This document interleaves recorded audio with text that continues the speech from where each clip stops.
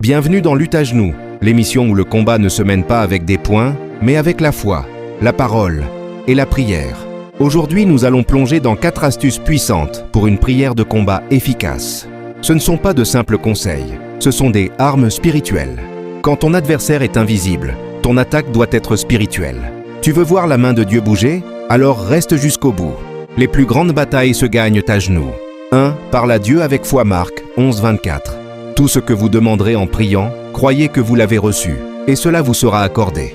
Dans la prière de combat, la foi est ton carburant. Tu peux avoir les bons mots, les bons versets, mais sans foi, tout est vide. La foi, c'est croire que Dieu entend, que Dieu agit et que Dieu répond, même quand tu ne vois encore rien. Souviens-toi de David devant Goliath. Il a dit « Aujourd'hui, l'Éternel te livrera entre mes mains ».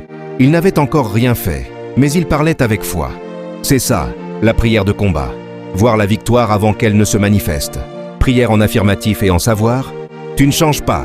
Seigneur, tu es tout-puissant. Rien ne t'est impossible. 2. Parle à Dieu avec profondeur. Psaume 42:7.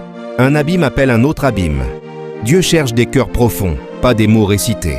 La prière de combat ne se fait pas en surface. Anne, la mère de Samuel, priait avec une telle intensité que le prêtre croyait qu'elle était ivre.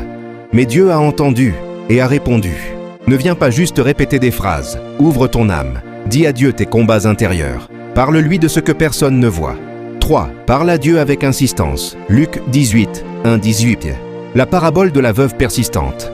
L'insistance dans la prière n'est pas du harcèlement spirituel, c'est de la persévérance. C'est dire « Seigneur, tant que je n'ai pas vu ta main, je ne lâche pas ». Élie pria 7 fois pour que la pluie vienne.